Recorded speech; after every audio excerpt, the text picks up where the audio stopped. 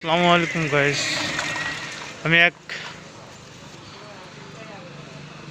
আমি আজকে এমন একটা জায়গায় এসেছি, সেটা হলো পাবনা জেলার ঈশ্বরদী উপজেলার বিবিসি বাজার, রূপপুর ঈশ্বরদী বিবিসি বাজার। এই বিবিসি বাজারের ইতিহাস আছে এবং নামকরণেরও একটা ইতিহাস আছে। এই বিবিসি বাজারটা আমাদের 1971 সালের মুক্তিযুদ্ধের ইতিহাস হিসেবে আছে এখানে।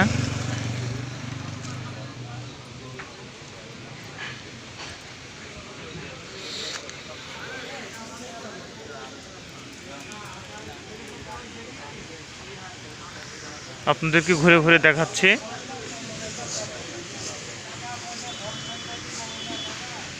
এখানে 1971 সালে মুক্তিযুদ্ধের সময় এই জায়গাতে তখন বিবিসির মাধ্যমে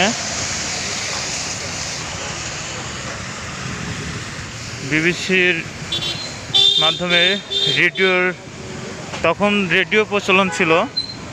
এত ইমেল, ইন্টারনেট বা ফেসবুক, এত ইন্টারনেট ছিল না। তো সেই জায়গা থেকে 1971 সালে একমাত্র সংবাদ মাধ্যম শোনার মাধ্যমই ছিল রেডিও। আর তখন বিবিসি বাংলা নামের একটা চ্যানেল ছিল, বা বিবিসি বাংলা নামের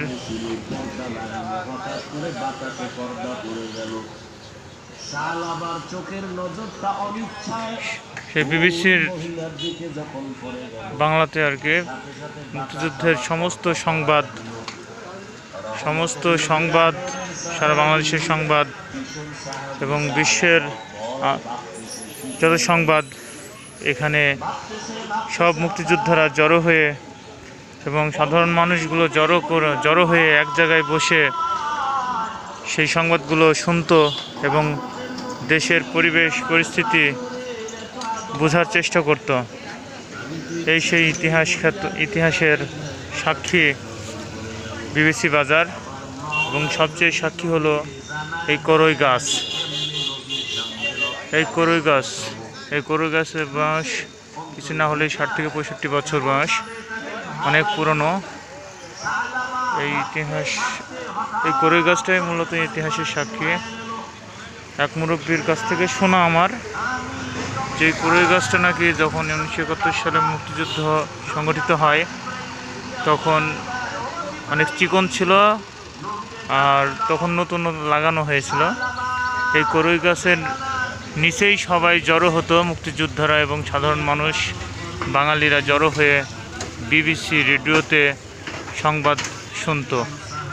এই সেই করই গাছ, যা ইতিহাসের সাক্ষী হয়ে এখনো দাঁড়িয়ে আছে। এই সেই বিবিসি বাজার, এবং বিবিসি বাজারের নামকরণ তখন থেকেই রাখা হয় যে বিবিসি বাজার সংবাদ মাধ্যমে। এই সেই করই গাছ কালের সাক্ষী হয়ে দাঁড়িয়ে আছে, যা 1971 সালের স্মৃতি এবং কালের সাক্ষী হয়ে দাঁড়ায় আছে, এক ঐতিহাসিক গাছ। ধন্যবাদ সবাইকে